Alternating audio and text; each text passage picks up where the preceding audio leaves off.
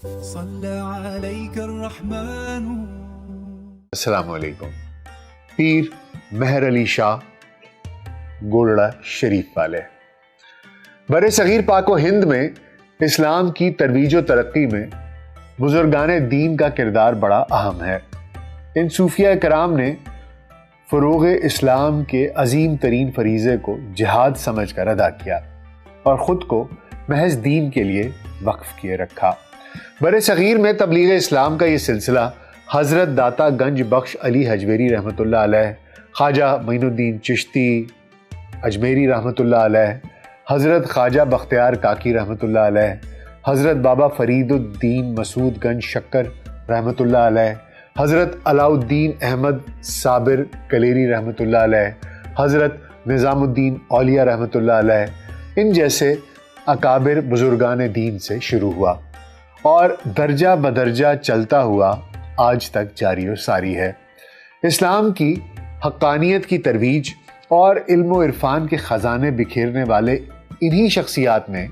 گولڑا شریف والے حضرت پیر مہر علی شاہ رحمۃ اللہ علیہ کا شمار ہوتا ہے،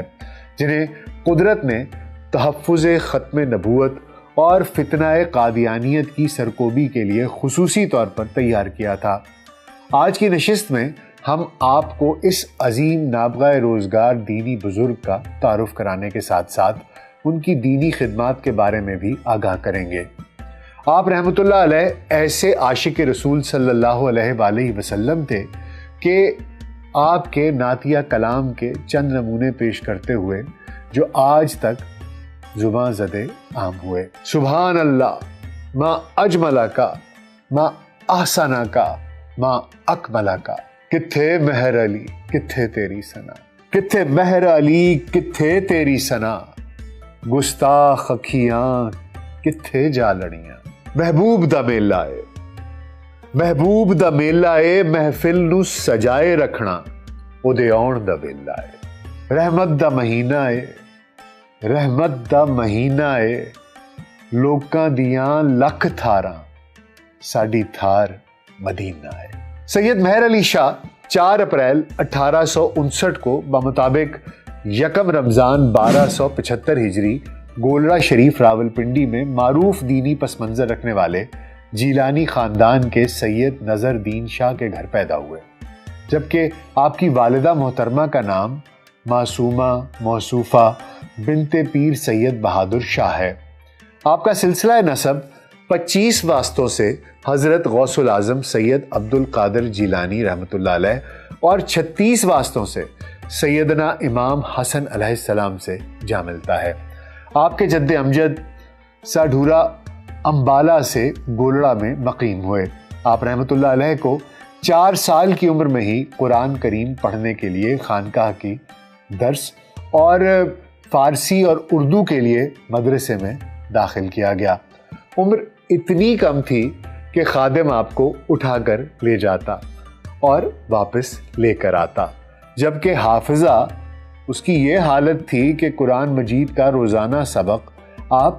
زبانی یاد کر لیتے، یعنی حفظ کر کے سنا دیا کرتے تھے. جب قرآن مجید ختم کیا تو اس وقت سارا قرآن پاک آپ کو حفظ ہو چکا تھا. عربی، فارسی اور نحو کی تعلیم کے لیے بڑے پیر صاحب فضل دین شاہ رحمۃ اللہ علیہ صاحب نے ہزارہ کے مولوی غلام محی الدین کو مقرر فرمایا تھا. 15 سال کی عمر میں آپ کانپور روانہ ہوئے اور وہاں پر مولانا حسن کانپوری کے پاس پہنچے جو حج کے لیے تیار بیٹھے تھے. آپ رحمۃ اللہ علیہ وہاں سے مولانا لطف اللہ کے مدرسے علی گڑھ میں داخل ہو گئے. وہاں سے آپ رحمۃ اللہ علیہ نے قرآن مجید، قطب حدیث اور بعض خصوصی احادیث سندات عطا فرمائیں جو اس وقت تک برکات عالیہ میں محفوظ ہیں. آپ رحمۃ اللہ علیہ 1878 کو واپس گولڑا شریف پہنچے اور پہنچتے ہی ہمتاً تعلیم و تدریس میں مشغول ہو گئے. حضرت سیدنا پیر مہر علی شاہ رحمۃ اللہ علیہ سلسلہ قادریہ میں حضرت پیر سید فضل دین شاہ رحمۃ اللہ علیہ کے دست حق پر بیعت ہوئے. تقریباً 1878 ہی میں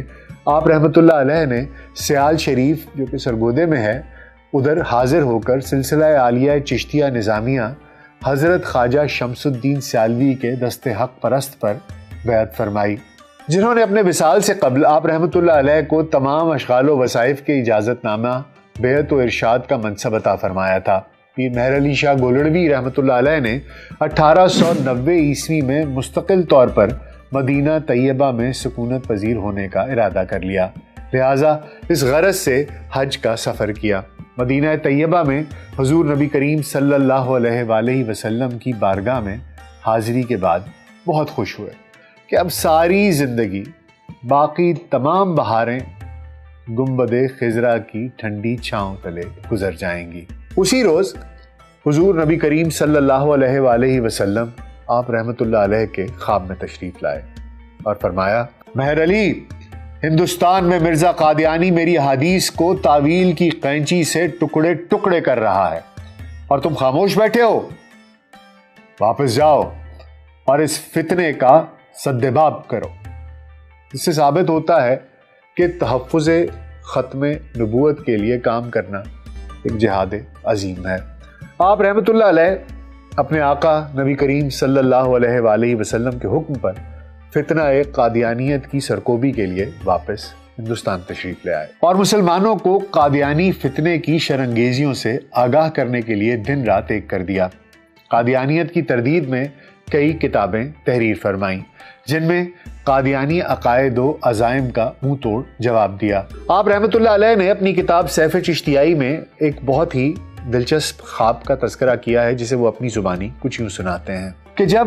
آپ کی عمر مبارک 7 برس تھی تو آپ نے خواب دیکھا، جس میں آپ نے دیکھا کہ میرے خواب میں شیطان نے مجھے کہا کہ آؤ میرے ساتھ کشتی لڑو۔ جب میں اسے گرانے کے قریب ہوتا تو دل میں خوشی پیدا ہوتی کہ میں اس پر غالب آ رہا ہوں، مگر اچانک رخ بدل جاتا، اور جب وہ مجھے گرا لینے کے قریب ہوتا تو تائید الہی سے میری زبان سے لا حول ولا قوت الا باللہ العلی العظیم جاری ہو جاتا اور وہ مغلوب ہونے لگتا۔ 3-4 بار ایسا ہی ہوا اور بالآخر اللہ سبحانہ تعالیٰ کی مدد سے میں اسے گرانے میں کامیاب ہوا۔ حضرت پیر مہر علی شاہ کی تحریر و تقریری جہاد پر مرزا قادیانی ایسا حواس باختہ ہوا کہ آپ کو بادشاہی مسجد لاہور میں تحریری مناظرے کا چیلنج کر دیا۔ پیر مہر علی شاہ رحمۃ اللہ علیہ انہوں نے جواباً فرمایا کہ ممکن ہے اس طرح مناظرہ میں فیصلہ نہ ہو سکے، کیونکہ علمی، فکری اور دینی اعتبار سے وہ اپنی کتب میں اور اپنے واعظوں میں اس کے تمام جو کلیمز تھے اس کا جواب دے چکے تھے۔ لہٰذا انہوں نے کہا کہ ایک کاغذ پر قلم تم رکھ دو اور ایک کاغذ پر قلم میں رکھ دیتا ہوں۔ جس کا قلم خود بخود لکھنا شروع کر دے وہ سچا، اور جس کا قلم پڑا رہے وہ جھوٹا۔ پھر فرمایا کہ اگر یہ بھی منظور نہیں تو تم حسب وعدہ شاہی مسجد میں آؤ، ہم دونوں اس کے مینار پر چڑھ کر چھلانگ لگاتے ہیں۔ جو سچا ہوگا وہ بچ جائے گا اور جو کاذب ہوگا وہ مر جائے گا۔ مرزا قادیانی ایسا کرارا جواب سن کر مزید حواس باختہ ہو گیا اور ایسی چپ سادی کہ گویا دنیا ہی سے رخصت ہو گیا۔ دراصل تحفظ ختم نبوت کے لیے پیر صاحب کی یہ رجز خوانی 1300 سال کے اولیاء و مشائخ کی روحانی قوتوں کا فیضان تھا، اور نہ جانے کون کون سی ہستیاں آپ کی پشت پناہ تھیں۔ کچھ عرصے بعد ایک قادیانی وفد آپ کی خدمت میں حاضر ہوا اور حضرت پیر مہر علی شاہ گولڑوی رحمۃ اللہ علیہ سے درخواست کی کہ ایک اندھے اور ایک اپاہج یعنی لنگڑے کے حق میں آپ دعا کریں، دوسرے اندھے اور لنگڑے کے حق میں مرزا قادیانی دعا کرے۔ جس کی دعا سے اندھا اور لنگڑا ٹھیک ہو جائے وہ سچا ہے، اس طرح حق و باطل کا فیصلہ ہو جائے گا۔ پیر صاحب نے جواب دیا کہ یہ بھی منظور ہے، مزید مرزا قادیانی سے یہ بھی کہہ دیں کہ اگر مردے بھی زندہ کرنے ہوں تو آ جائیں، ہم اس کے لیے بھی تیار ہیں۔ لیکن مرزا قادیانی کو پیر صاحب کے سامنے آنے کی ہمت نہ پڑی، اور اس کے بعد حضرت پیر مہر علی شاہ نے اپنے اس دعوے کو اس طریقے سے بیان کیا کہ دراصل یہ دعویٰ میں نے از خود نہیں کیا تھا، بلکہ عالم مکاشفہ میں حضور نبی کریم صلی اللہ علیہ وآلہ وسلم کے جمال باکمال سے میرا دل اس قدر قوی اور مضبوط ہو گیا تھا کہ مجھے یقین کامل تھا کہ اگر اس سے بھی کوئی بڑا دعویٰ کرتا تو اللہ سبحانہ تعالیٰ ایک جھوٹے مدعی نبوت کے خلاف ضرور مجھے سچا ثابت کرتے، اور دراصل اتنا بڑا دعویٰ میں نے صرف اور صرف اللہ سبحانہ تعالیٰ کے اوپر ایمان کی وجہ سے ہی کیا۔ اور یہ کہ مجھے یقین کامل ہے کہ جو شخص تحفظ ختم نبوت کا کام کرتا ہے اس کی پشت پر نبی علیہ الصلاۃ والسلام کا ہاتھ ہوتا ہے۔ اس کوشش سے ایک مسلمان مرتد ہونے سے بچ جاتا ہے اور ایک گمراہ قادیانی واپس اسلام کی آغوش میں آ جاتا ہے۔ اگر کوئی شخص تحفظ ختم نبوت کا کام کرتا ہے تو اس کو ثواب تو ہوگا ہی، لیکن اس کی وجہ سے جتنے آدمی اس نیک کام کو شروع کریں گے یا اس فتنے کے کفری عقائد سے آگاہ ہو کر اپنا ایمان بچائیں گے، یا اس فتنے میں مبتلا لوگ واپس حلقہ بگوش دین متین ہو جائیں گے،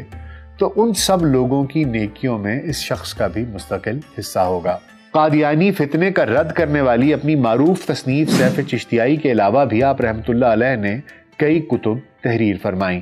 جن میں تحقیق حق فی کلمۃ الحق، شمس الہدایہ، الفتوحات الصمدیہ، فتاوی مہریہ، مکتوبات طیبات اور ملفوظات مہر علی شاہ شامل ہیں۔ آپ رحمۃ اللہ علیہ کا وصال 11 مئی 1937 کو بمطابق 29 صفر المظفر 1356 ہجری کو ہوا۔ آپ رحمۃ اللہ علیہ کے ایک ہی صاحبزادے